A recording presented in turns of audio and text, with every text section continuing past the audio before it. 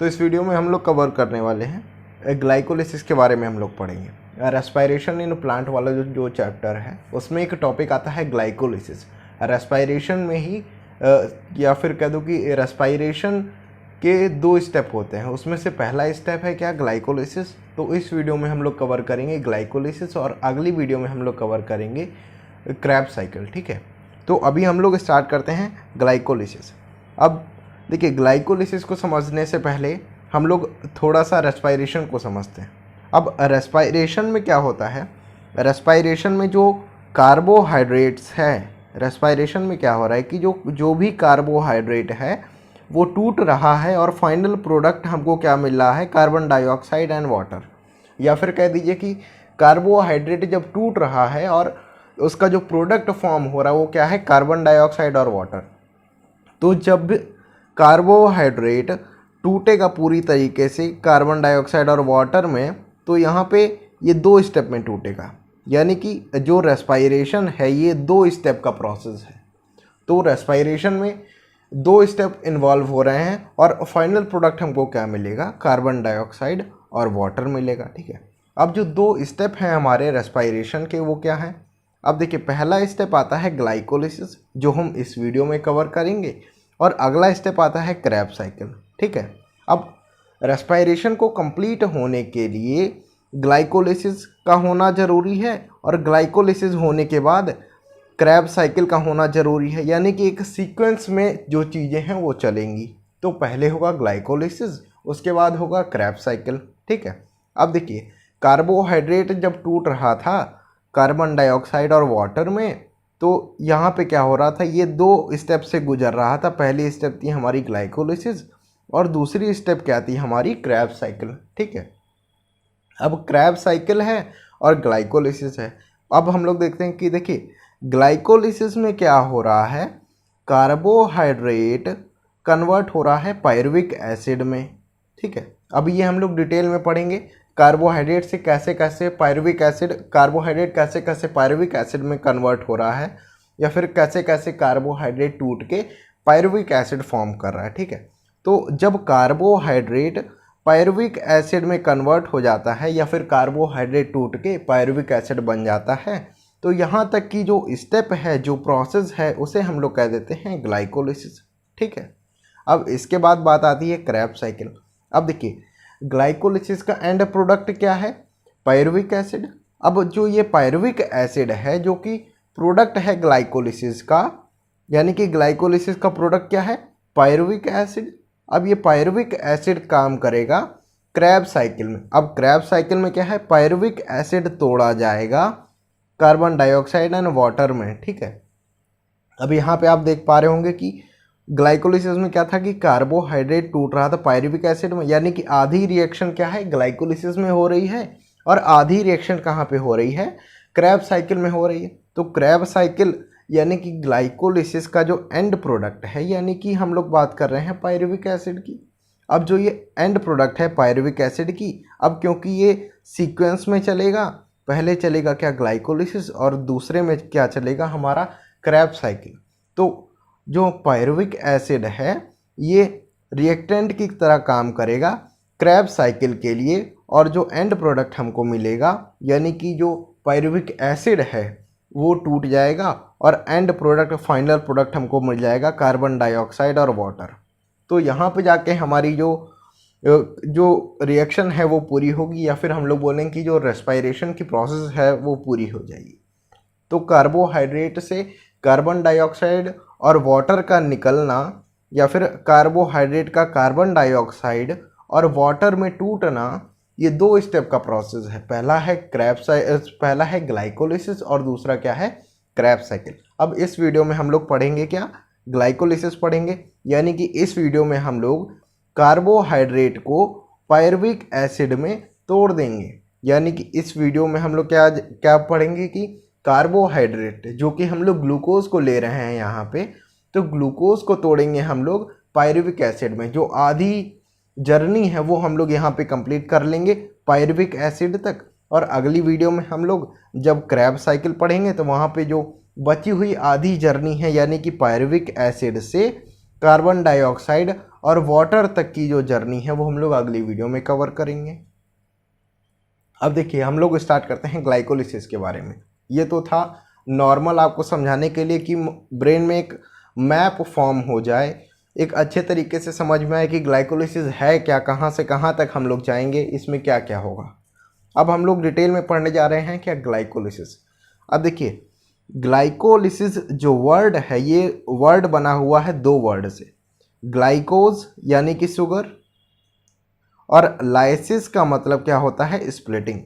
देखिए बायोलॉजी में अगर नाम को तोड़ तोड़ के पढ़ा जाए तो काफ़ी आसानी से हम लोगों को एक हिंट मिल जाती है कि इस प्रोसेस में या फिर ये जो भी नाम दे रखा है इसमें क्या क्या होने वाला है। तो ग्लाइकोज का मतलब क्या होता है, शुगर, और लाइसिस का मतलब क्या हम लोगों ने पढ़ा, स्प्लिटिंग, यानी कि शुगर मॉलिक्यूल को तोड़ा जाएगा। तो इस प्रोसेस को हम लोग क्या बोलेंगे, ग्लाइकोलिसिस। शुगर मॉलिक्यूल को जब तोड़ देंगे, यानी कि शुगर मॉलिक्यूल जब स्प्लिट हो रहा है या फिर बोल दो कि टूट रहा है, तो इस प्रोसेस को हम लोग क्या बोलते हैं, ग्लाइकोलिसिस बोला जाता है। ठीक है। अब देखिए ग्लाइकोलिसिस का एक और नाम है जिसे हम लोग बोलते हैं ईएमपी पाथवे, ईएमपी पाथवे। अब ये नाम कहाँ से आया, ईएमपी का तो कुछ समझ में नहीं आ रहा है कि ये कैसा क्या कहाँ से नाम आया ईएमपी पाथवे। अब देखिए जर्मन के जो साइंटिस्ट थे उन्होंने दिया था क्या, ग्लाइकोलिसिस। ठीक है। अब जो तीन साइंटिस्ट थे, पहले हैं गॉस्टव एम्बेडेन और दूसरे साइंटिस्ट हैं ऊटो मेयरहॉफ और लास्ट थर्ड नंबर के साइंटिस्ट हैं जे पार्नस। अब इनका लास्ट वर्ड जो है, इनके नाम का जो लास्ट वर्ड है उसको अगर हम लोग उठाएंगे और एक नाम दे दिया गया, इनका जो नेम है उसके लास्ट लेटर को, लास्ट नेम के अगर फर्स्ट लेटर को हम लोग उठाएंगे तो निकल के आता है ईएमपी। तो वहाँ से नाम आया क्या, ईएमपी पाथवे, क्योंकि इन तीनों साइंटिस्ट ने मिलकर क्या दिया, ग्लाइकोलिसिस दिया। तो इन्होंने उसको अपने नाम पे भी दे दिया कि भाई ये ईएमपी पाथवे है, हमारे नाम पे इसको रख दिया गया। तो कैसे थे, जर्मन के साइंटिस्ट थे। ठीक है। अब देखिए ग्लाइकोलिसिस में क्या है, in all living organism where it is aerobic and anaerobic. अब देखिए जितने भी ऑर्गेनिज्म हैं, देखिए ऑर्गेनिज्म होते हैं दो प्रकार के, पहला होता है कि एरोबिक होगा या फिर दूसरी कैटेगरी आती है हमारी एनएरोबिक वाली। तो जो एरोबिक है, एरोबिक का मतलब ऐसे समझिए कि जिसमें वाटर का यूटिलाइजेशन, जिसमें ऑक्सीजन का यूटिलाइजेशन हो, यानी कि जहाँ पे ऑक्सीजन की रिक्वायरमेंट है उसे हम लोगों ने बोला एरोबिक, और जहाँ पे ऑक्सीजन की रिक्वायरमेंट नहीं है उसे हम लोगों ने बोला एन एरोबिक।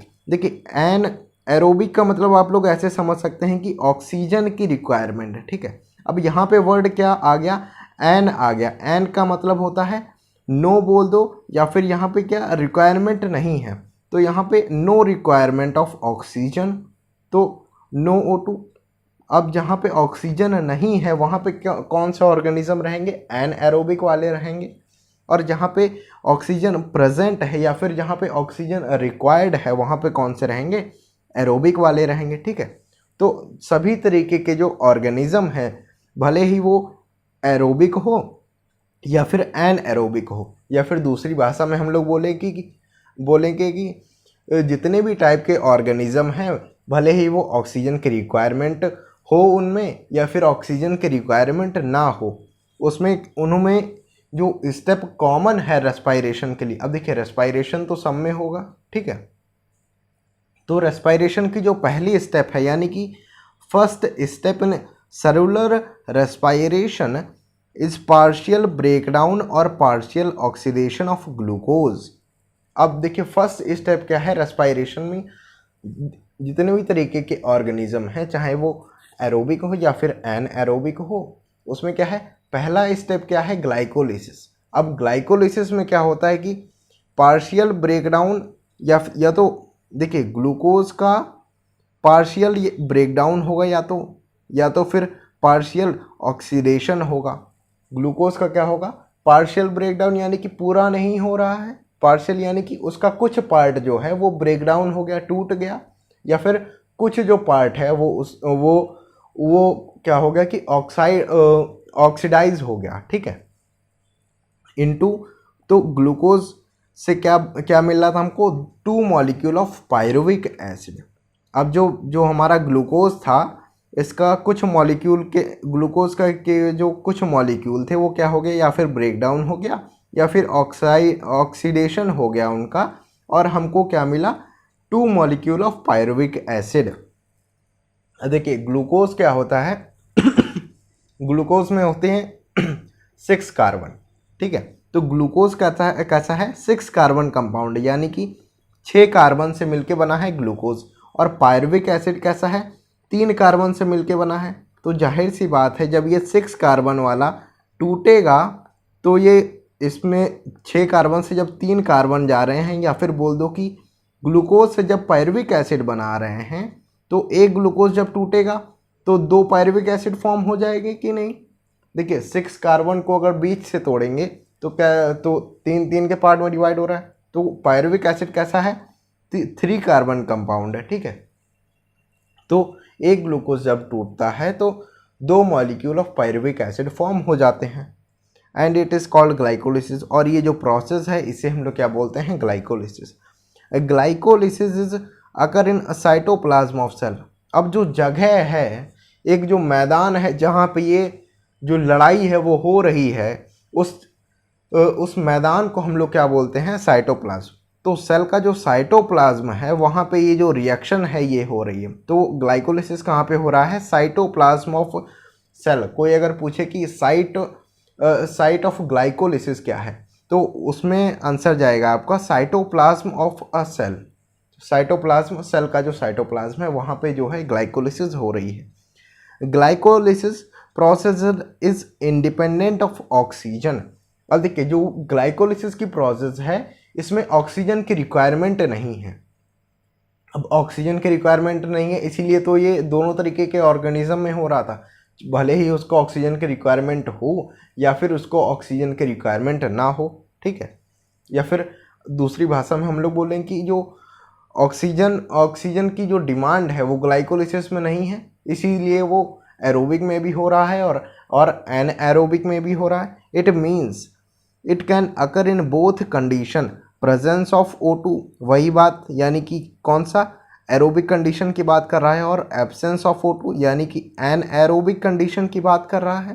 तो यहाँ पे हम लोगों ने जाना कि ग्लूकोज टूट रहा है 2 मॉलिक्यूल ऑफ पायरुविक एसिड में, और इस प्रोसेस को हम लोग क्या बोल रहे हैं, ग्लाइकोलिसिस बोल रहे हैं। और ग्लाइकोलिसिस हो कहाँ पे रहा है, साइटोप्लाज्म ऑफ सेल में हो रहा है, यानी कि सेल का जो साइटोप्लाज्म है वहाँ पे जो ये ग्लाइकोलिसिस है वो परफॉर्म हो रहा है।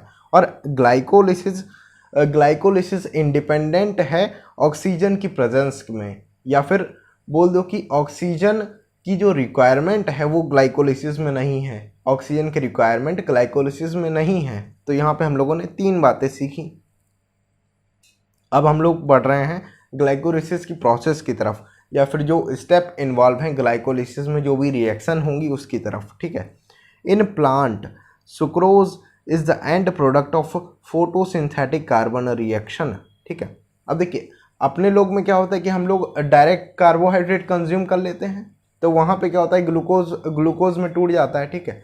तो अपने लोग में जब एनिमल की बात आती है तो कार्बोहाइड्रेट डायरेक्टली कंज्यूम हो रहा है, लेकिन प्लांट में क्या होता है कि फोटोसिंथेसिस का जो एंड प्रोडक्ट होता है वो क्या होता है, सुक्रोज होता है। सुक्रोज इसलिए, देखिए प्लांट में क्या होता है कि फोटोसिंथेसिस होता है और ग्लूकोज बनता है और उसको कन्वर्ट कर दिया जाता है सुक्रोज में। अब सुक्रोज कैसा है, ग्लूकोज ज़्यादा रिएक्टिव है, ग्लूकोज कैसा है, मोर रिएक्टिव है सुक्रोज से। तो सुक्रोज कैसा है, लेस रिएक्टिव है, तो इसको ईजिली ट्रांसपोर्ट कर दिया जाता है, ठीक है। अब जब ज़रूरत होगी तो सुक्रोज को तोड़ लिया जाएगा ग्लूकोज में और फ्रैक्टोज में, ठीक है। तो वही बात है कि प्लांट अपना जो फूड है वो जो स्टोरेज है फूड की वो किस में करते हैं, सुक्रोज के फॉर्म में कर लेते हैं, क्योंकि ये ईजिली होता है, ईजिली ट्रांसपोर्ट हो जाता है और लेस रिएक्टिव होता है, ठीक है। तो फोटोसिंथेसिस कार्बन रिएक्शन, ये वही बात है कि फोटोसिंथेसिस का जो एंड प्रोडक्ट है वो प्लांट में कैसा है, सुक्रोज है। अब देखिए सुक्रोज जो है वो टूट जाता है ग्लूकोज और फ्रैक्टोज में, ठीक है। और यहाँ पे जो एंजाइम यूज़ हो रहा है उसका क्या नाम है, इन्वर्टेज। यानी कि सुक्रोज इन्वर्टेज की प्रेजेंस में टूट जाएगा ग्लूकोज और फ्रक्टोज में। और सुक्रोज देखिए किस में, 2 यूनिट में टूट रहा है, एक तो यूनिट ग्लूकोज की है, एक यूनिट कैसी है, फ्रक्टोज की। तो ये कैसा है, मोनोसेक्राइड है। ये कैसा है, मोनोसेक्राइड है। ग्लूकोज और फ्रक्टोज कैसा है, मोनोसेक्राइड। मोनोसेक्राइड यानी कि सिंगल यूनिट जिसमें हो। और सुक्रोज कैसा हो जाएगा, अब जो सुक्रोज हमारा टूट रहा था ग्लूकोज और फ्रक्टोज में, यहाँ पे हम लोगों ने ये देख लिया। अब देखिए, अब यहाँ से हमारा स्टार्ट हो गया रिएक्शन जो होगी कहाँ पे, जो ग्लाइकोलाइसिस में जो भी रिएक्शन आएंगी उसे हम लोग स्टेप वाइज देखते जाएंगे। ठीक है, अब देखिए सुक्रोज टूट रहा था किसमें, ग्लूकोज और फ्रक्टोज में। ठीक है, तो सुक्रोज टूट गया, एक तो मॉलिक्यूल ग्लूकोज का बना लिया और एक मॉलिक्यूल किसका, फ्रक्टोज का बना लिया। द मेन स्टेप, अब देखिए यहाँ से मेन स्टेप इन्वॉल्व हो गई। अब यहाँ पे हम लोगों ने देखा कि सुक्रोज टूट रहा था फ्रक्टोज में और ग्लूकोज में। अब अभी हम लोग बात कर रहे हैं कि ग्लूकोज मॉलिक्यूल की, फ्रक्टोज मॉलिक्यूल की अभी थोड़ी देर में बात करते हैं। ठीक है, तो जो ग्लूकोज है, अब देखिए सुक्रोज जब टूट गया था ग्लूकोज में, अब जो ग्लूकोज है ये कैसा है, 6 कार्बन कंपाउंड है, या फिर ग्लूकोज में कैसा है, 6 कार्बन है। यहाँ पे जो ये बॉल्स हैं ये रिप्रेजेंट कर रही हैं नंबर ऑफ कार्बन। ठीक है, ये सारे के सारे फिगर में दिया हुआ है, डायग्राम में दिया हुआ है, तो इससे आप लोग को पता चलेगा कि ये कितने कार्बन का कंपाउंड है या फिर इसमें कितने कार्बन इन्वॉल्व हैं। तो ग्लूकोज में क्या है कि 6 कार्बन है। ठीक है, 6 कार्बन। तो ग्लूकोज जो है वो कन्वर्ट हो गया ग्लूकोज 6 फॉस्फेट में। तो ग्लूकोज का पहला स्टेप क्या है, सुक्रोज से ग्लूकोज बना और ग्लूकोज कन्वर्ट हो रहा है ग्लूकोज 6 फॉस्फेट में। और यहाँ पे जो एंजाइम काम में आ रहा है उसका नाम है हेक्सोकाइनेस, यानी कि ग्लूकोज कन्वर्ट हो रहा है ग्लूकोज 6 फॉस्फेट में। देखिए ग्लूकोज 6 फॉस्फेट क्या है, ग्लूकोज में क्या है, 6 कार्बन की चेन है, और ग्लूकोज 6 फॉस्फेट में क्या है, यहाँ पे भी 6 कार्बन की चेन है। लेकिन अगर हम लोग नंबरिंग करें कार्बन की 1 2 3 4 5 6, तो यहाँ पे 6 नंबर पे क्या हो गया, एक फॉस्फेट ग्रुप आ गया। तो जो फॉस्फेट ग्रुप है उसे हम लोगों ने इस ऐसे रिप्रेजेंट किया है, इस वाले सर्कल से हम लोगों ने उसको रिप्रेजेंट किया है। तो जब यहाँ पे 6 नंबर पे फॉस्फेट आ गया तो हम लोगों ने बोल दिया कि ग्लूकोज 6 फॉस्फेट, यानी कि ग्लूकोज के 6 नंबर कार्बन पे एक फॉस्फेट ग्रुप आ गया, तो नाम क्या हो गया, ग्लूकोज 6 फॉस्फेट। और ये भी कैसा है, 6 कार्बन कंपाउंड है, यहाँ पे 6 कार्बन है, ये 6 कार्बन हम लोगों को दिख रहे हैं। अब देखिए ये जो फॉस्फेट आया है ये कहाँ से आया, अब ये कहीं ना कहीं से तो आया होगा। तो देखिए होता क्या है कि जब ग्लूकोज हमारा कन्वर्ट हो रहा है ग्लूकोज 6 फॉस्फेट में, तो क्या होता है, जब ये कन्वर्जन हो रहा होता है तो जो एटीपी मॉलिक्यूल होता है, एटीपी टूट जाता है एडीपी में। अब एटीपी का फुल फॉर्म क्या होता है, एडिनोसिन ट्राईफॉस्फेट, यानी कि इसमें कैसा है, 3 फॉस्फेट ग्रुप हैं। ठीक है, एडिनोसिन ट्राईफॉस्फेट। ठीक है, और एडीपी का फुल फॉर्म क्या होता है, एडिनोसिन डाईफॉस्फेट, यानी कि यहाँ पे क्या है, 2 फॉस्फेट ग्रुप हैं। तो 3 से 2 में आया तो एक ग्रुप तो निकल गया होगा। तो जो निकला हुआ ग्रुप है, यानी कि जो इनऑर्गेनिक फॉस्फेट है, जो एटीपी जब टूट रहा था एडीपी में, तो जो एक फॉस्फेट का जो मॉलिक्यूल था या फिर एक जो यूनिट था फॉस्फेट का, उसे हम लोग कैसे लिखते हैं, इनऑर्गेनिक फॉस्फेट, ऐसे लिख दिया जाता है आईपी से। तो ये इसमें जाके ये रिलीज आउट हो गया और ये जुड़ गया किसमें, ग्लूकोज में। तो हम लोगों को प्रोडक्ट क्या मिल गया, ग्लूकोज 6 फॉस्फेट मिल गया। तो ये हमारी थी पहली रिएक्शन। अब देखिए ग्लूकोज 6 फॉस्फेट आगे किसके साथ रिएक्ट कर रहा है, अब देखिए ग्लूकोज 6 फॉस्फेट क्या हुआ, ग्लूकोज 6 फॉस्फेट ये कैसा है, 6 कार्बन कंपाउंड है, और ये ग्लूकोज 6 फॉस्फेट आइसोमरेज एंजाइम की प्रेजेंस में कन्वर्ट हो गया किसमें, फ्रक्टोज 6 फॉस्फेट में।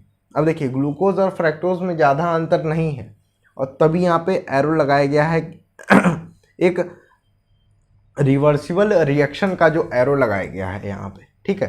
तो ये कैसा है, ग्लूकोज 6 फॉस्फेट कन्वर्ट हो गया फ्रैक्टोज 6 फॉस्फेट में, यानी कि ग्लूकोज के 6 नंबर कार्बन पे फॉस्फेट ग्रुप लगा हुआ था और अब क्या हो गया कि फ्रैक्टोज के 6 नंबर कार्बन पे क्या लगा हुआ है, फॉस्फेट ग्रुप लगा हुआ है।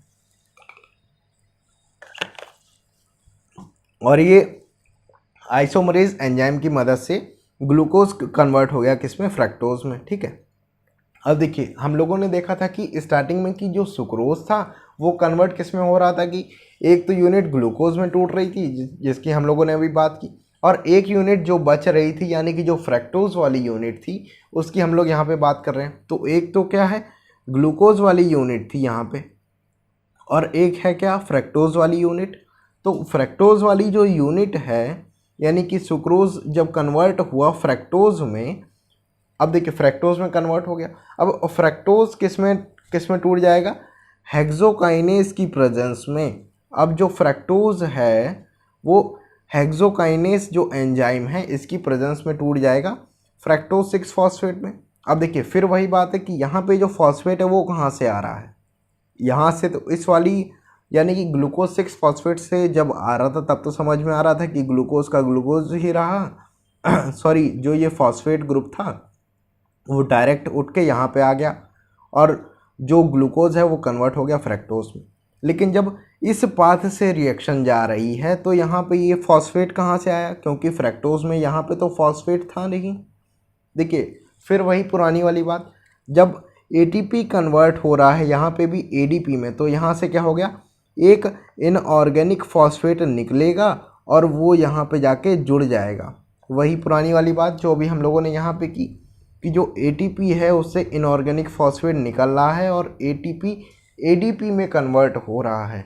एटीपी को आप ऐसे समझिए कि यहाँ पे ये एक ग्रुप है जो कि 3 फॉस्फेट लिए हुए है, और एडीपी हम लोग समझते हैं कि यहाँ पे एक ग्रुप है जो 2 फॉस्फेट लिए हुए। तो 3 से जब 2 में जाएंगे तो जाहिर सी बात है एक कम हो गया, तो जो कम हुआ है वो इधर शिफ्ट हो गया है, यानी कि अब जो फॉर्म हो गया है वो कैसा है, फ्रैक्टोज 6 फॉस्फेट। अब ये भी कैसा है, 6 कार्बन का कंपाउंड है, यहाँ पे भी क्या है, 6 कार्बन का कंपाउंड है, 6 कार्बन यहाँ पे भी लगे हुए हैं, ठीक है। अब देखिए जब फ्रैक्टोज 6 फॉस्फेट तक हम लोग पहुँच चुके हैं तो देखिए एक बार हम लोग रिवीजन कर लेते हैं। देखिए ग्लूकोज कन्वर्ट हुआ ग्लूकोज 6 फॉस्फेट में, और ग्लूकोज 6 फॉस्फेट कन्वर्ट हुआ फ्रैक्टोज 6 फॉस्फेट में, और फ्रैक्टोज 6 फॉस्फेट हमारा कन्वर्ट होगा अब फ्रैक्टोज 1,6 बाई फॉस्फेट में, ठीक है। अब देखिए फ्रैक्टोज 6 फॉस्फेट तक हम लोग पहुंच चुके थे, तो फ्रैक्टोज 6 फॉस्फेट जो था, फ्रैक्टोज 6 फॉस्फेट अब ये कन्वर्ट हो गया fructose 1,6 by phosphate, bis phosphate बोल दो या फिर बाई फॉस्फेट बोल दो। तो अब देखिए 1,6 इसलिए लिखा, अब यहाँ पे अगर हम लोग फिर से नंबरिंग करेंगे तो 1 2 3 4 5 6। अब देखिए यहाँ पे क्या हो रहा है कि पहले नंबर पे भी फॉस्फेट जुड़ गया या फिर पहले नंबर कार्बन पे भी फॉस्फेट जुड़ गया, और लास्ट नंबर यानी कि जो 6 नंबर है उस पर भी फॉस्फेट जुड़ गया।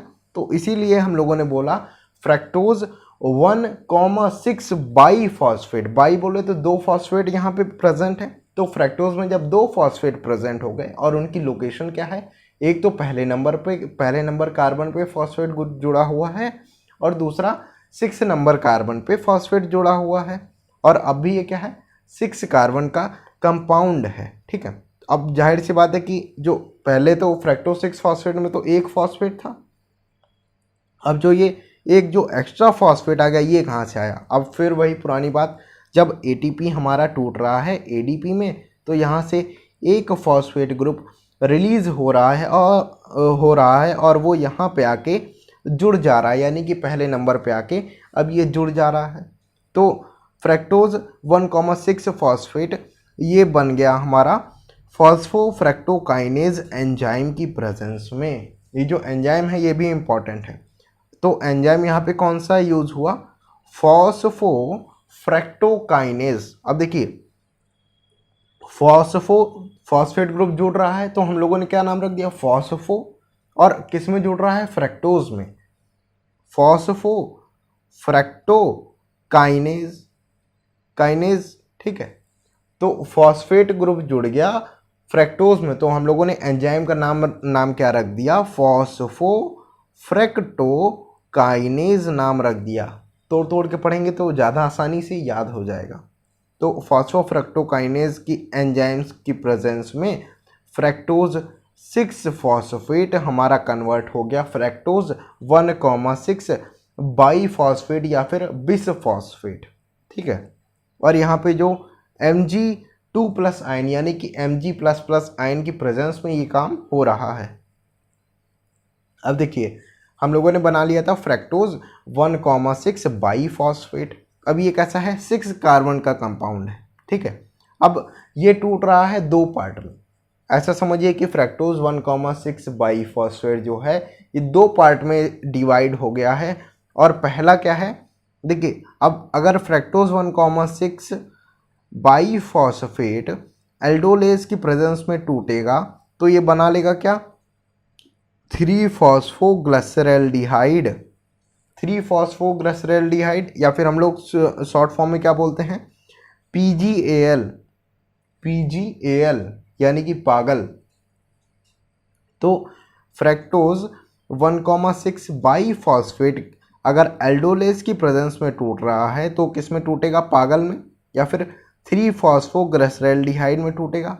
अब देखिए फ्रैक्टोज कैसा है, 6 कार्बन कंपाउंड है, और जो ये PgAl है ये कैसा है, 3 कार्बन का कंपाउंड है। अब देखिए 6 से जब 3 में जाएंगे तो जाहिर सी बात है कि 2 यूनिट फॉर्म होगी।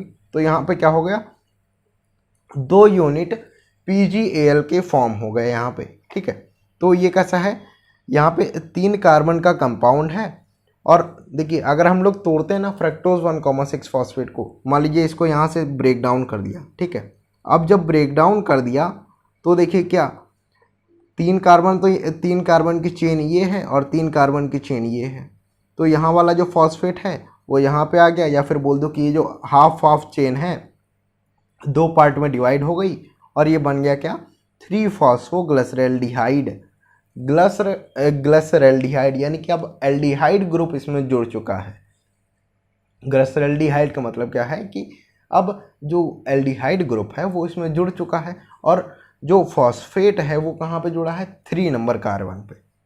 यहाँ पे हम लोग देख भी रहे हैं 1 2 3, अब ये 3rd नंबर कार्बन पे क्या फॉस्फेट ग्रुप जुड़ा हुआ है, तो इसीलिए हम लोगों ने बोल दिया 3-फॉस्फोग्लिसरैल्डिहाइड। तो ये जब टूट रहा है फ्रैक्टोज 1,6 बाईफॉस्फेट, तो ये अगर एल्डोलेज की प्रेजेंस में टूटेगा तो ये क्या देगा हमको, 2 मॉलिक्यूल दे रहा है पागल के, या फिर ये कैसा है, 3 कार्बन कंपाउंड है, तो 6 से जब 3 में जाएंगे तो जाहिर सी बात है 2 मॉलिक्यूल मिलेंगे।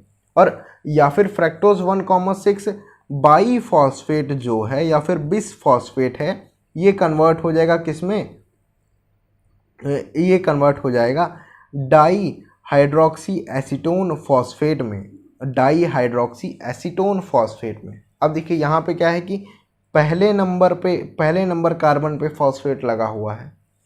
अब यहाँ पे क्या है, पहले नंबर पे फॉस्फेट लगा हुआ तो लिखने की ज़रूरत नहीं है। तो कैसा है, डाई हाइड्रोक्सी एसीटोन फॉस्फेट। देखिए यहाँ पे क्या था कि एल्डिहाइड ग्रुप लगा हुआ था, और ये यहाँ पे क्या है कि एसीटोन आ गया, ठीक है। और ये जो फॉस्फेट है तो इसे हम लोगों ने शॉर्ट फॉर्म में हम लोग लिखते हैं DHAP, ठीक है। और इसको अगर हम लोग आइसोमरेज की प्रेजेंस में ये इंटरचेंज होते रहते हैं, या फिर जो 2 कंपाउंड बने हैं फ्रैक्टोज से, जो दोनों कंपाउंड बने हैं ये आपस में इंटरचेंज होते रहते हैं, या फिर बोल दो कि आपस में बदलते रहते हैं इधर से उधर। तो दोनों ही कैसे हैं, क्या 3 कार्बन कंपाउंड, तो जाहिर सी बात है कि अगर 3-फॉस्फोग्लिसरैल्डिहाइड बन रहा है वो भी 2 यूनिट फॉर्म होगा, और या फिर डाई हाइड्रोक्सी एसीटोन फॉस्फेट बन रहा है तो वो भी 2 यूनिट फॉर्म होगा। तो यहाँ पे हम लोगों ने देखा कि फ्रैक्टोज 2 पार्ट में अब डिवाइड हो चुका है। तो हम लोगों को क्या मिल गए, 2 मॉलिक्यूल दोनों को मिल जाएंगे, ठीक है। अब देखिए क्या हो रहा है कि जो 3-फॉस्फोग्लिसरैल्डिहाइड था या फिर जो पागल था वो कन्वर्ट हो रहा है किसकी प्रेजेंस में, ये कन्वर्ट हो रहा है ग्लिसरैल्डिहाइड फॉस्फेट डिहाइड्रोजिनेज। अब देखिए जो 3-फॉस्फोग्लिसरैल्डिहाइड था ये टूट रहा है किसमें 1,3 बाई फॉस्फोग्लिसरिक एसिड में। अब देखिए एल्डिहाइड से हम लोग किस में चले गए, एसिड वाले ग्रुप में चले गए, तो बाई फॉस्फोग्लिसरिक एसिड में हम लोग चले गए, ठीक है। तो यहाँ पे क्या है कि 1,3 यानी कि पहले नंबर पे भी है और थर्ड नंबर पे भी है। थर्ड नंबर पे भी क्या है हमारा जो ये फॉस्फेट ग्रुप है वो दोनों पे प्रेजेंट है। या फिर कह दो कि यहाँ पे जो PgAl था इसमें क्या था 3 कार्बन कंपाउंड था, तो इसमें क्या हो गया कि एक और फॉस्फेट यहाँ पे पहले नंबर पे आके जुड़ गया, तो इसे हम लोगों ने क्या बोल दिया 1,3 बाई फॉस्फोग्लिसरिक एसिड बोल दिया इसे हम लोगों ने। अब देखिए जब ये कन्वर्ट हो रहा था तो क्या हो रहा था 2NAD प्लस कन्वर्ट हो रहा था 2NADH प्लस 2 हाइड्रोजन में। वहाँ पे क्या हो रहा था ATP कन्वर्ट हो रहा था, यहाँ पे क्या हो रहा है कि NADH। अब देखिए वहाँ पे क्या फॉस्फेट की रिक्वायरमेंट थी, ठीक है, और यहाँ पे क्या है हाइड्रोजन की रिक्वायरमेंट है। अब देखिए हो क्या रहा है कि जब ये टूट रहा है फॉस्फोग्लिसरैल्डिहाइड, जब ये टूट रहा है तो किस में बन रहा है कि ये जब टूटेगा या फिर PgAl जब टूट रहा है तो 4 जो हाइड्रोजन है वो रिलीज़ कर रहा है, और जो 4 हाइड्रोजन है इसको लेके 2NAD कन्वर्ट हो जाएगा 2NADH प्लस 2 हाइड्रोजन में। वो भी देखिए ATP क्या है वो भी एक एनर्जी स्टोरेज करता है, और जो NADH है ये भी एनर्जी क्या है स्टोर करता है अपने पास में, ठीक है। तो ऐसे समझ लीजिए कि ये ट्रांसपोर्ट का काम करते हैं, एक तरीके से एक खाली बर्तन है। ATP भी एक खाली बर्तन है और जो ADP है वो भी एक खाली बर्तन है, और जो NAD है वो भी एक खाली बर्तन है, ठीक है। तो इसमें एनर्जी भर दी जाती है, एक जगह से दूसरी जगह ये लेके चले जाते हैं। तो उसी तरीके से यहाँ पे क्या हो गया जो 4 हाइड्रोजन निकले थे उनका यूटिलाइज हो गया, 2 तो इन्होंने रख लिए या फिर NADH के साथ यूटिलाइज हो गए, और जो 2 बचे वो रिलीज आउट हो गए। और यहाँ पे जो एंजाइम यूज़ हो रहा है वो कौन सा एंजाइम यूज़ होगा, ग्लिसरैल्डिहाइड फॉस्फेट डिहाइड्रोजिनेज। देखिए ग्लिसरैल्डिहाइड फॉस्फेट, देखिए ग्लिसरैल्डिहाइड तोड़ना है हम लोगों को, तो यहाँ पे हम लोगों ने क्या क्या पढ़ा था 3-फॉस्फो को अगर हम लोग हटा दें तो हम लोगों को पढ़ने में क्या आ रहा है कि ग्लिसरैल्डिहाइड हम लोगों को पढ़ने में आएगा, ठीक है। तो वही एंजाइम है कि ग्लिसरैल्डिहाइड फॉस्फेट, यानी कि ऐसा ग्लिसरैल्डिहाइड जिसमें फॉस्फेट जुड़ा हुआ है उससे वाटर निकालना है, तो हम लोगों को कौन सा एंजाइम चाहिए डिहाइड्रोजिनेज चाहिए। तो एंजाइम का नाम क्या हो गया ग्लिसरैल्डिहाइड फॉस्फेट डिहाइड्रोजिनेज। तो ये हमारा एंजाइम का नाम हो गया। और यहाँ पे देखिए 2 मॉलिक्यूल थे तो दोनों मॉलिक्यूल को तोड़ना पड़ेगा, तो 2 मॉलिक्यूल जब टूटेंगे तो हम लोगों को 2 मॉलिक्यूल इनऑर्गेनिक फॉस्फेट की रिक्वायरमेंट होगी, क्योंकि पहले नंबर पे जुड़ना है।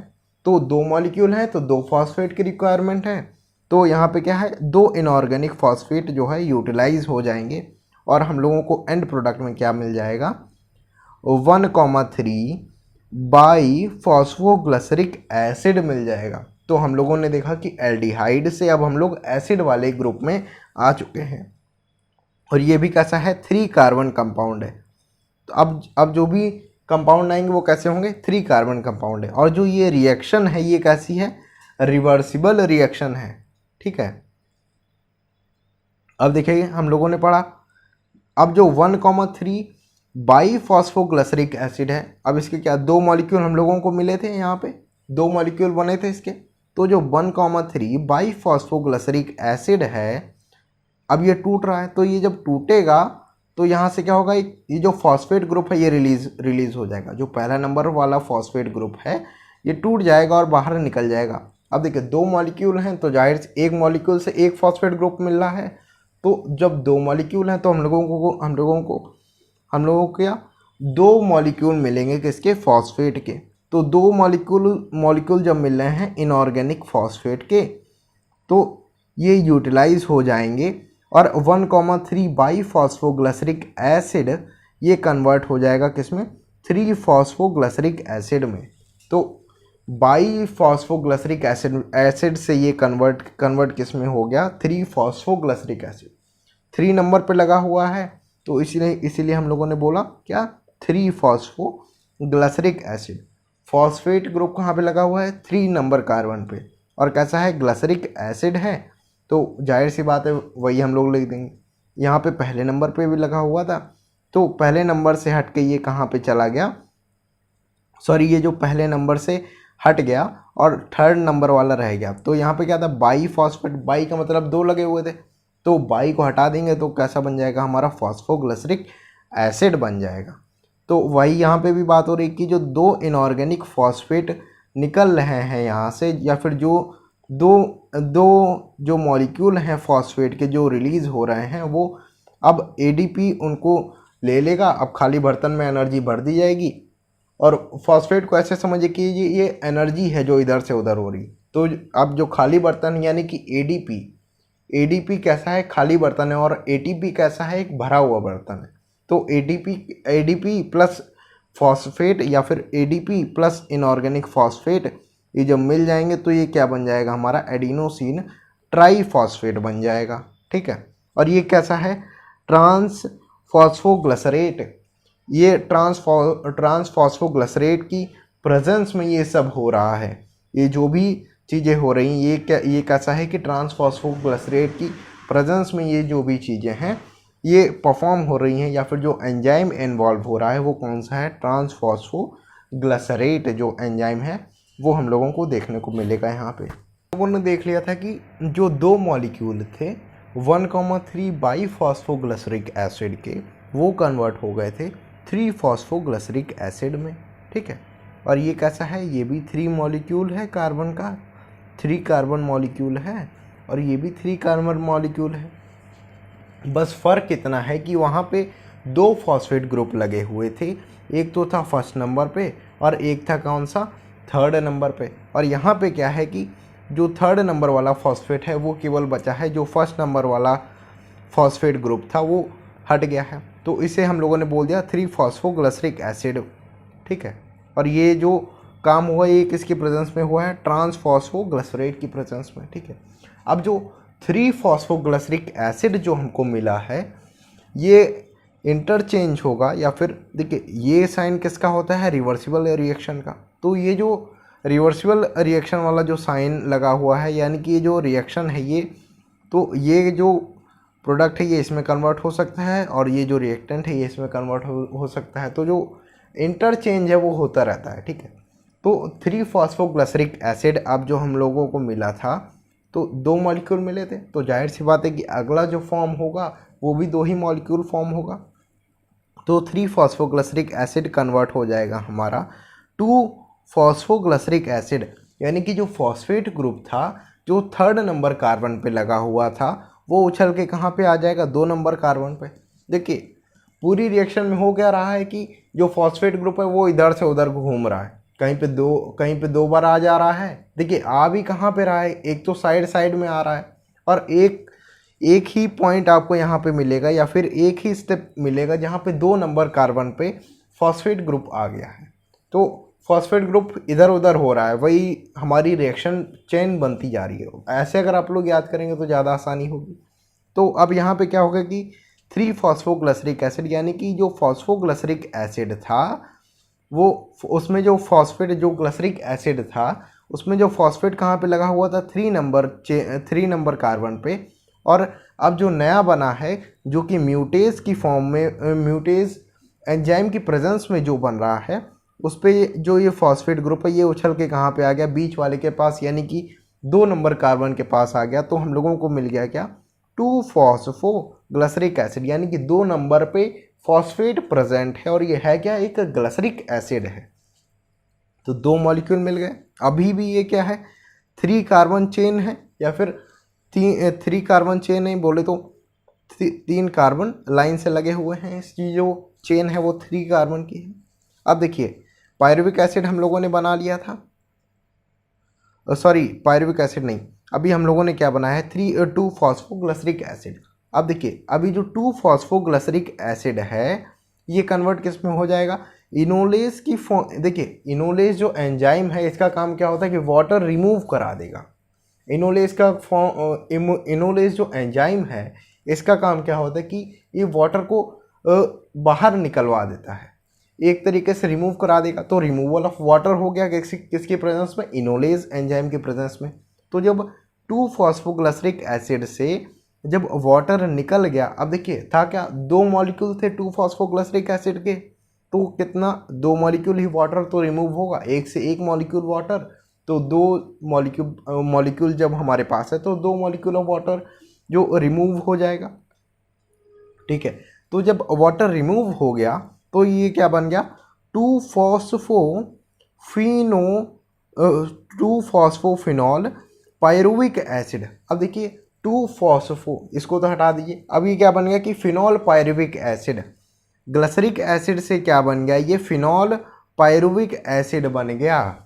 अब यहाँ पे क्या है कि 2 नंबर कार्बन चेन पे है, 2 phospho phenol pyruvic acid form हो गया। इनोलेज यानी कि जब वाटर निकाल दिया तो हम लोगों को क्या मिला, फिनॉल पायरुविक एसिड मिल गया। अब यहाँ पे भी क्या है कि जो फॉस्फेट है वो 2nd नंबर कार्बन के पास है। अब जो ये 2 फॉस्फोफिनॉल पायरुविक एसिड है, अब इसके भी 2 मॉलिक्यूल मिले हमको, तो ये कन्वर्ट हो जाएगा फाइनली किस में, पायरुविक एसिड में। और पायरुविक एसिड क्या है, हमारा फाइनल प्रोडक्ट है ग्लाइकोलिसिस का। तो हम लोगों को फाइनल प्रोडक्ट मिल गया, यानी कि जो पायरुविक एसिड है वो हम लोगों को मिल गया 2 फॉस्फोफिनॉल पायरुविक एसिड से। अब ये जब कन्वर्ट हो रहा है तो क्या हो रहा है कि अब देखिए जब ये कन्वर्ट हो रहा है फॉस्फोफिनॉल पायरुविक एसिड, ठीक है, अब यहाँ पे देखिए, यहाँ पे आप लोगों को देखने को मिल रहा होगा कि फॉस्फेट ग्रुप यहाँ पे प्रेजेंट है, ठीक है, और यहाँ पे एब्सेंट है। तो यहाँ से जो ये फॉस्फेट ग्रुप रिमूव हुआ, यानी कि ये वाला जो फॉस्फेट है ये रिमूव होगा। अब 2 मॉलिक्यूल लिए थे, दो फॉस्फेट ग्रुप रिमूव होंगे। अभी जो 2 फॉस्फेट ग्रुप रिमूव हुए थे ये ADP के साथ जुड़ जाएंगे और ATP बना लेंगे, यानी कि खाली बर्तन में ये भर दिए जाएंगे और एक जो बर्तन है उसमें क्या एक वो एनर्जी वाला बर्तन बन जाएगा। खाली बर्तन में भर दिया गया, अब इसका ट्रांसपोर्ट हो जाएगा, यानी कि अब ये ATP में बन जाएगा। तो ये ADP से ATP में कन्वर्ट होगा यहाँ पे। और क्या है कि पायरुविक एसिड काइनेज जो एंजाइम है उसकी प्रेजेंस में ये काम होगा, पायरुविक एसिड काइनेज, ठीक है। और Mg2+ आयन जो कि लग रहा था और K+ आयन यहाँ पे एक्स्ट्रा लग रहा है, तो Mg2+ आयन तो लग ही रहा था। अब देखिए यहाँ पे आपने ऑब्जर्व किया होगा कि यहाँ पे दिया हुआ है हम लोगों को, ये कैसी है, रिवर्सिबल रिएक्शन है, यानी कि ये इसमें कन्वर्ट हो सकता है और ये प्रोडक्ट हमारा इसमें कन्वर्ट हो सकता है।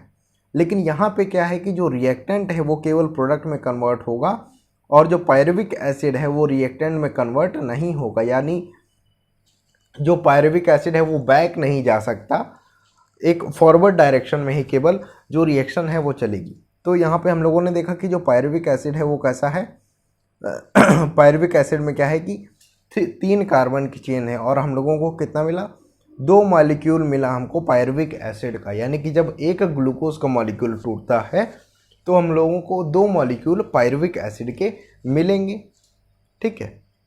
अब देखिए एक बार हम लोग पूरी रिएक्शन देख लेते हैं कैसी क्या हो रही है। देखिए हम लोगों ने देखा था कि सुक्रोज जो है वो टूट रहा था ग्लूकोज और फ्रक्टोज में। तो पहले हम लोग बात कर लेते हैं ग्लूकोज की। तो जब ग्लूकोज में टूट रहा था सुक्रोज, तो ग्लूकोज कैसा है, 6 कार्बन मॉलिक्यूल है। तो ग्लूकोज अब कन्वर्ट हो रहा है किसमें, ग्लूकोज 6 फॉस्फेट में। फॉस्फेट क्या है, 6 नंबर कार्बन पे आ चुका है। और ये जो काम हुआ है ये हेक्सोकाइनेज की प्रेजेंस में हुआ है। और यहाँ पे जो एक फॉस्फेट ग्रुप है वो कहाँ से हम लोगों को मिल रहा है, ATP जब ADP में कन्वर्ट हो रहा है, यानी कि बर्तन जब खाली हो रहा है, जो एनर्जी वाला बर्तन है जो कि भरा हुआ है, यानी कि ATP की बात कर रहे हैं जब हम लोग, तो एटीपी कैसा है, भरा हुआ बर्तन है, और एटीपी जब कन्वर्ट हो रहा है एडीपी में यानी कि खाली बर्तन हो रहा है, तो जाहिर सी बात है कि जो फॉस्फेट है वो निकल रहा है। तो जब फॉस्फेट निकल रहा है तो ये जुड़ जाएगा हमारा लास्ट कार्बन पे, तो ये क्या बन जाएगा, ग्लूकोज 6 फॉस्फेट बन जाएगा। अब ग्लूकोज 6 फॉस्फेट हमारा आइसोमरेज की प्रेजेंस में कन्वर्ट हो जाता है फ्रैक्टोज 6 फॉस्फेट में, और ग्लूकोज और फ्रैक्टोज 6 फॉस्फेट यानी कि ग्लूकोज अब कन्वर्ट हो गया फ्रैक्टोज में, बाकी तो सब वैसा का वैसा ही है। जो फॉस्फेट है वो 6 नंबर कार्बन चेन पे ही प्रेजेंट है। वही अगर हम लोग इधर से बात करें तो सुक्रोज हमारा जब टूट रहा था फ्रैक्टोज में, तो सुक्रोज टूटा हमारा फ्रैक्टोज में, और फ्रैक्टोज हेक्सोकाइनेज की प्रेजेंस में टूट गया किसमें, फ्रैक्टोज 6 फॉस्फेट में। तो जब ये टूट रहा था तो यहाँ पे भी एटीपी से एडीपी बना होगा, तो यहाँ से क्या एक फॉस्फेट ग्रुप रिलीज हुआ होगा और वही वाला फॉस्फेट ग्रुप यहाँ पे आके जुड़ गया। अगर इधर से रिएक्शन आ रही है तो ये प्रोसेस होगा, ठीक है। तो यहाँ से हम लोगों को मिल गया फ्रैक्टोज 6 फॉस्फेट, ठीक। अब जो फ्रैक्टोज 6 फॉस्फेट ये Mg2+ आयन की प्रेजेंस में Mg2+ आयन की प्रेजेंस में टूटेगा किसमें, फ्रैक्टोज 1,6 बाई फॉस्फेट। अब देखिए एक साइड फॉस्फेट था तो 6 नंबर पे फॉस्फेट था, तो हम लोगों ने बोला था फ्रैक्टोज 6 फॉस्फेट। अब दोनों साइड आ गया तो हम लोगों ने बोल दिया फ्रैक्टोज 1,6 बाई फॉस्फेट, और ये टूट रहा है किसकी, फॉस्फोफ्रैक्टोकाइनेज की प्रेजेंस में। तो अब ये जो फ्रैक्टोज 1,6 बाई फॉस्फेट है ये टूट जाएगा 2 पार्ट में। इसका डिवाइडेशन हो गया 2 पार्ट में, या तो इसमें टूटेगा या तो इसमें टूटेगा। तो अब देखिए 6 कार्बन मॉलिक्यूल है, अब ये टूट रहा है तो 3 कार्बन के 2 मॉलिक्यूल मिलेंगे, यानी कि अब जब 3 कार्बन की जो चेन है, 3 कार्बन की 2 चेन मिल जाएंगी ना हमको, जब 6 वाली जब बीच से ब्रेक डाउन होगी, ठीक है। तो हम लोगों को मिला क्या, जब एल्डोलेस की प्रेजेंस में टूट रहा है तो हम लोगों को मिल गया PgAl या फिर 3 फॉस्फोग्लिसरैल्डिहाइड, और अगर डायरेक्ट टूट रहा है तो हम लोगों को मिल गया DHAP। और ये कैसा है, ये आपस में इंटरचेंज होता रहता है आइसोमरेज की प्रेजेंस में, ठीक है। अब हम लोगों ने देखा कि जो ये PgAl है ये कन्वर्ट हो रहा है किसमें, 1,3 बाई फॉस्फोग्लिसरिक एसिड में, यानी कि अब यहाँ पे क्या एक और फॉस्फेट जुड़ गया पहले नंबर कार्बन पे, और ये किसकी प्रेजेंस में जुड़ रहा है, ग्लिसरैल्डिहाइड फॉस्फेट डिहाइड्रोजिनेज की प्रेजेंस में ये टूट रहा है। और यहाँ पे क्या कन्वर्ट हो रहा है कि 2NADH कन्वर्ट हो रहा है 2NAD+ कन्वर्ट हो रहा है 2NADH में और 2H+ में, यानी कि जब PgAl टूटा तो यहाँ से क्या हुआ, चार मॉलिक्यूल ऑफ हाइड्रोजन रिमूव हुए, यानी कि 4 मॉलिक्यूल जो हाइड्रोजन के थे वो रिमूव हुए और उसका यूटिलाइज कर दिया गया और फॉर्म कर लिया गया 2NADH + 2H+, ठीक है। तो यहाँ पे हम लोगों को क्या मिला, 1,3 बाई फॉस्फोग्लिसरिक एसिड हम लोगों को मिल गया यहाँ पे, ठीक है। तो अब देखिए 1,3 बाई फॉस्फोग्लिसरिक एसिड हम लोगों को मिला था। अब जो 1,3 बाई फॉस्फोग्लिसरिक एसिड है ये ट्रांस फॉस्फोग्लिसरेट की प्रेजेंस में ये कन्वर्ट हो जाएगा 3 फॉस्फोग्लिसरिक एसिड में, और जो हमारा 3 फॉस्फोग्लिसरिक एसिड है ये म्यूटेज की प्रेजेंस में कन्वर्ट हो जाएगा 2 फॉस्फोग्लिसरिक एसिड में, जहाँ से वाटर रिमूव होगा इनोलेज की प्रेजेंस में। तो इनोलेज क्या करता है, वाटर रिमूव कराता है 2 फॉस्फोग्लिसरिक एसिड से, तो हम लोगों को प्रोडक्ट मिलेगा 2 फॉस्फोफिनॉल पायरुविक एसिड, और ये हमारा बना देगा एंड प्रोडक्ट, या फिर बोल दो कि फाइनल प्रोडक्ट मिल जाएगा हमको पायरुविक एसिड हम लोगों को मिल जाएगा 2 मॉलिक्यूल। तो हम लोगों ने देखा कि जब एक मॉलिक्यूल ग्लूकोज का टूट रहा था तो हम लोगों को कितना मॉलिक्यूल मिल रहा है, 2 मॉलिक्यूल मिल रहा है किसका, पायरुविक एसिड का 2 मॉलिक्यूल मिल रहा है।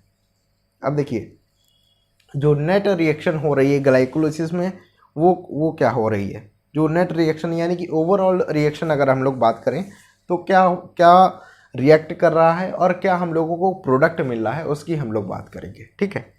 तो देखिए यहाँ पे क्या हो रहा है कि ग्लूकोज का फॉर्मूला क्या होता है, C6H12O6, ये हम लोगों को पता है कि ये ग्लूकोज का फॉर्मूला है। तो glucose +4 ADP plus 2 inorganic phosphate plus 2 NAD plus 2 ATP।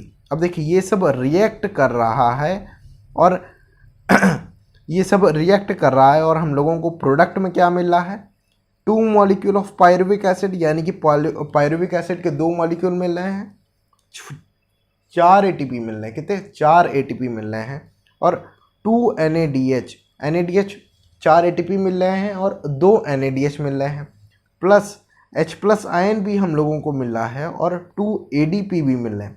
तो ये थी हमारी, ये हम लोगों को प्रोडक्ट में मिल रहा है। तो मेन प्रोडक्ट हमारा फोकस क्या है कि 2 पायरुविक एसिड मिल रहे हैं ग्लूकोज से।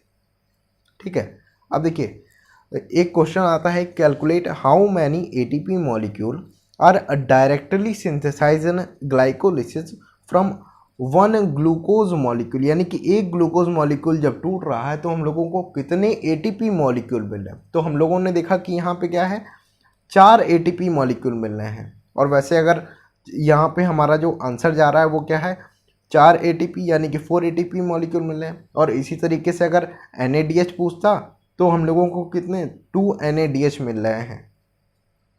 ठीक है, इन ग्लाइकोलिसिस, अब जो कुछ मेन जो बचे कुछ हमारे पॉइंट हैं उसे हम लोग कवर कर लेते हैं। In glycolysis no consumption of oxygen.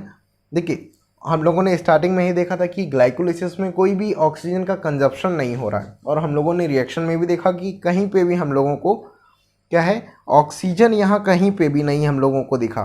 तो ये कैसा है, इसमें ऑक्सीजन की रिक्वायरमेंट नहीं है। And no liberation of carbon dioxide take place, यानी कि ना ही ऑक्सीजन कंज्यूम हो रहा है और ना ही कार्बन डाइऑक्साइड रिलीज हो रही है किसमें, ग्लाइकोलिसिस में। तो ग्लाइकोलिसिस देखिए आधी जर्नी थी ग्लाइकोलिसिस किसकी, रेस्पायरेशन की जो आधी जर्नी है वो क्या है, ग्लाइकोलिसिस। ठीक है, तो आधी जर्नी में अब ना ही तो यहाँ पे ऑक्सीजन निकल रहा है, ऑक्सीजन का यूटिलाइजेशन हो रहा है, और ना ही यहाँ पे कार्बन डाइऑक्साइड रिलीज आउट हो रहा है। अब pyruvic acid is the key product of glycolysis, यानी कि ग्लाइकोलिसिस का जो फाइनल प्रोडक्ट है वो क्या है, पायरुविक एसिड है। और 2 NADH plus 2 H plus produce during the process enter into ETS in mitochondria to produce 4 ATP। देखिए जो हम लोगों ने रिएक्शन देखी थी अभी, जिसमें हम लोगों को 2 NADH मिले थे, यानी कि 2 NADH मॉलिक्यूल और 2 हाइड्रोजन H प्लस आयन के मॉलिक्यूल। ये ETS जो एक सिस्टम है, जो ETS सिस्टम है वो कहाँ पे है, माइटोकॉन्ड्रिया में। तो माइटोकॉन्ड्रिया में ये देखिए ये हमारा जा रहा है माइटोकॉन्ड्रिया में, और हम लोगों को बदले में क्या मिल रहा है, 4 मॉलिक्यूल ऑफ ATP मिल रहे हैं। यानी कि ग्लाइकोलिसिस का जो फाइनल प्रोडक्ट है उसमें हम लोगों को 4 मॉलिक्यूल ऑफ ATP देखने को मिलेगा। तो यही था हमारा ग्लाइकोलिसिस। अगली जो हमारी वीडियो आएगी वो आएगी हमारी क्रैब साइकिल के ऊपर। ये वीडियो अगर आपको अच्छी लगी हो तो हमारे चैनल को आप सब्सक्राइब कर सकते हैं और हमारी इस वीडियो को लाइक कर सकते हैं और शेयर भी कर सकते हैं। बाकी हमारा जो दूसरा वाला चैनल है केबल शॉर्ट करके, जिसमें हम लोगों ने क्वेश्चन डाल रखे हैं यूट्यूब रील्स की फॉर्म में, तो उसे आप लोग सब्सक्राइब कर सकते हैं। और ये जो हमारा चैनल है KBL यानी कि नॉलेज बेस्ड लर्निंग, इसे आप लोग सब्सक्राइब कर लीजिए प्लीज़।